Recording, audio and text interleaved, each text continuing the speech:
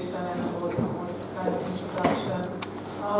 And just a disclaimer before I start up that unfortunately I can't stay longer than the end of the official program, so at the latest at 1 o'clock.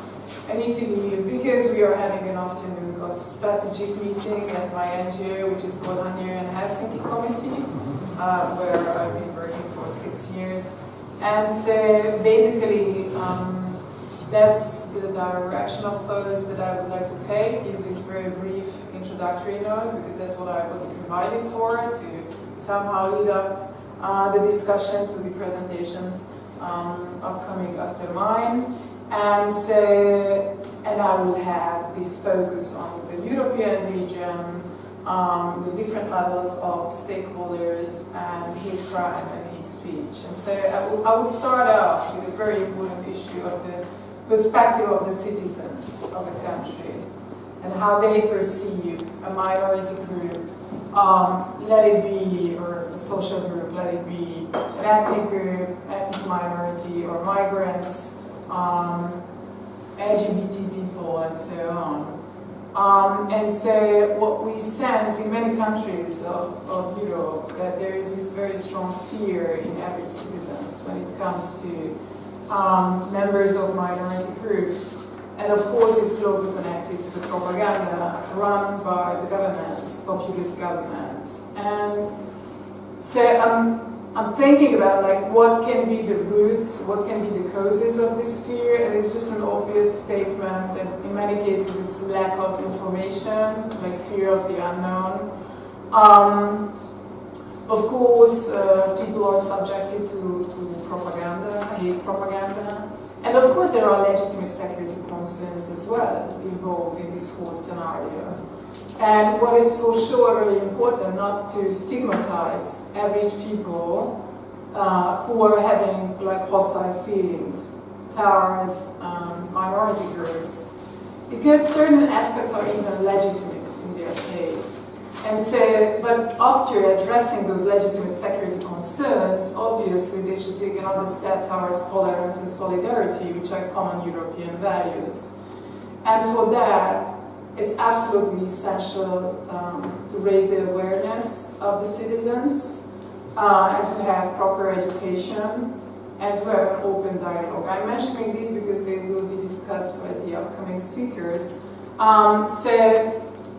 But let's focus just a little bit on open and balanced dialogue, public dialogue, about the past events. Like if we presume that people can learn from the past mass atrocities, and say the public balance discussion can contribute to prevention in that way, then obviously again we get back to the governments, which tend, in many cases, especially in the case of nationalist and populist governments, they tend to restrict and limit open and balanced dialogue with the involvement of all representatives of all social groups in a certain given country.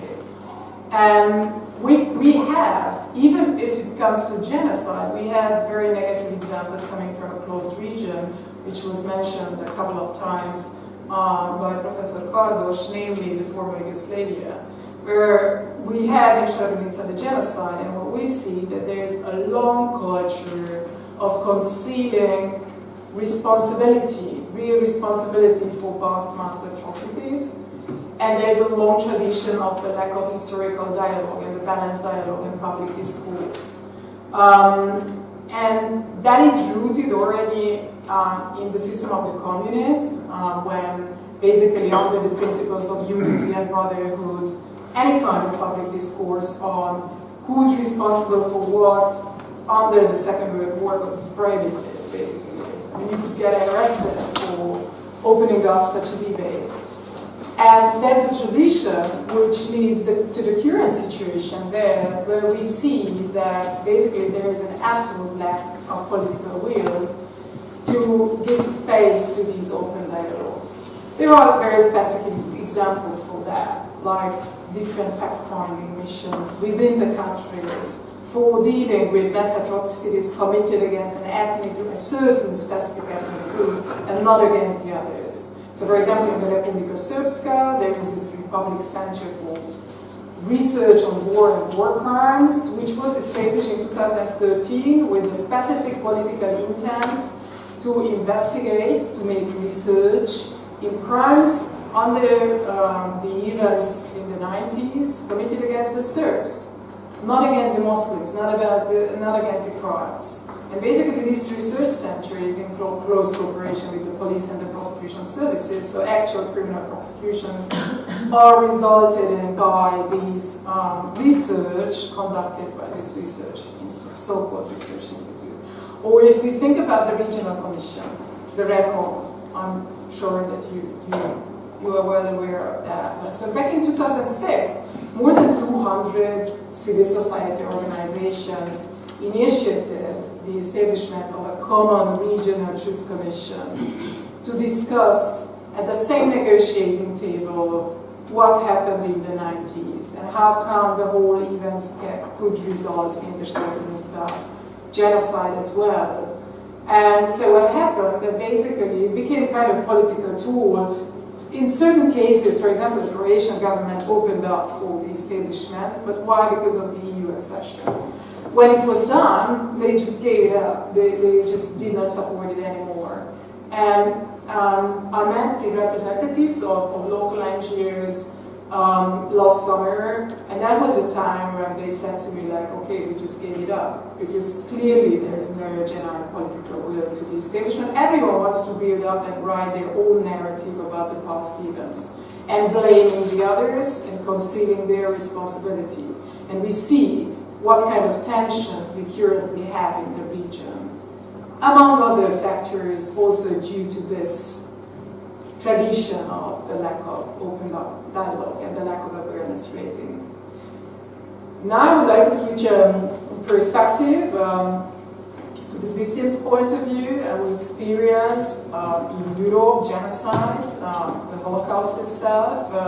I have a friend of Jewish origin whose parents were living in the ghetto, in the Budapest ghetto, and basically after that experience they were all the time ready to leave the country whenever it's necessary. So they took like absolutely practical steps, like they bought property, a land and a house at the western border of the country and so on. So these kind of practical steps they took in order to have the chance to leave the country if it's needed.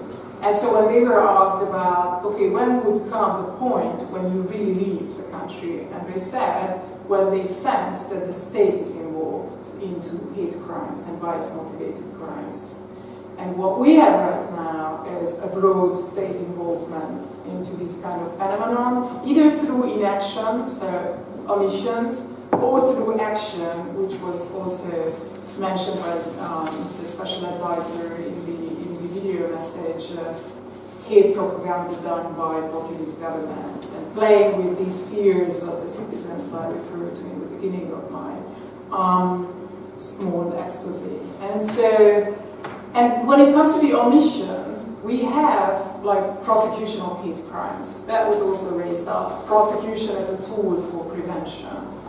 And so what we see that we had a number of stakeholders active in this field to improve efficient prosecution of hate crimes. Because what we have, which is a common European phenomenon in the majority of European countries, we have systematic problems with this, namely that there is latency, so victims do not tend to report to the police bias-motivated crimes committed against them, plus when there is a criminal prosecution, there is underqualification of the crime. So authorities tend to disregard the bias motivation.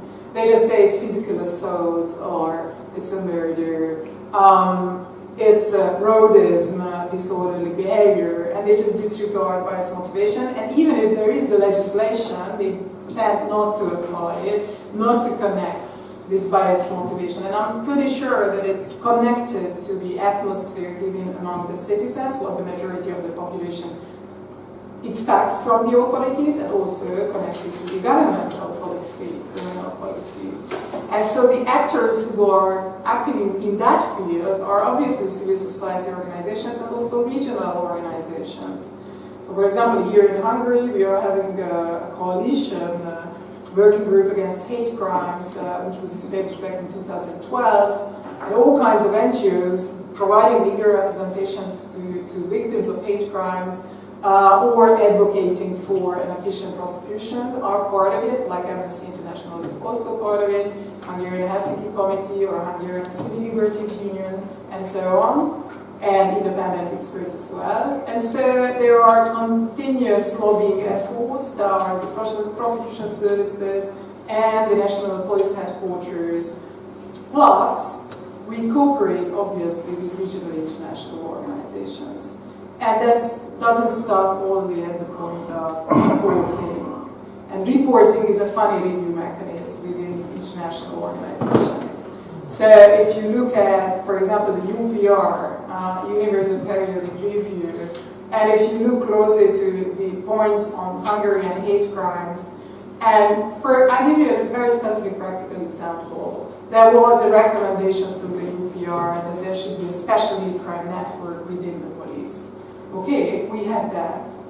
One police officer per county, and this duty is the 123rd duty on his long list of duties in his service. Obviously, no extra money is dedicated to that extra mandate, and they are having annual trainings on how to efficiently prosecute hate crimes. So that's like 2-day training, and that's it. And there is a very major fluctuation, so they tend to change the officer who is in charge for hate crime prosecutions. So it might be that someone who is got to the position in October did not attend the summer training in Csopak, in the Balaton Gate, and so he basically failed to gather all the knowledge, the expertise that is needed for that work. And that looks within the framework of the UPR as tick of the box, okay, it's done. Because we have the special hate crime network, only if in practice it doesn't work like as we imagine. And so the other thing is that that I wanted to raise is training programs also run by international organizations. Obviously, we have really important input from regional international organizations. Also, when it comes to survey and interview-based research coming from the Fundamental Rights Agency. But also, there are very pragmatic training programs run by the OSCE or the Council of Europe. The only thing is that, let's then focus on Council of Europe. So there is the training, there is the development of the training material, which is absolutely important and crucial. It's very high quality because all international experts are gathered into the working group, working on those training materials. And then, obviously, the program needs a national tutor being responsible for running the training itself. And even though civil society organizations are included in that program, like development of the training material, maybe even into the launch of the training, but that's it. And then it's the national authority who has the responsibility to continue the program. And the thing is that this is project-based, also in the case of the Council of Europe. So it means that when you have the launch event, then you're done as the Council of Europe. And then as a civil society organization locally functioning, you are pretty much frustrated that you don't have any tool of pressure on the national authorities to go on with the training, and in many cases, unfortunately, it happens that it just stops. One training there is, and that's it, because the authorities, either because of lack of capacity or because of other intents, in the case of hate crimes, obviously we can suppose that this is connected also to the policy of the government. And so, basically, again, what we have, the government, who is a key stakeholder in the whole scenario. If you don't have the government policy on prevention of violent, bias-motivated violent crimes, then you can't have high hopes, no matter how fancy and sexy programs you have at the international level. And so then again, we go back to the citizen. Whether the citizen is aware of the importance of equal human dignity and all those common values like tolerance and solidarity that we intend to have like a common value in Europe, especially having all the human rights regime built up after the Second World War. And so then we go back to the education and awareness raising in the circle of the citizens, and then I will give the floor to my colleagues because those aspects I would like to focus. Thank you.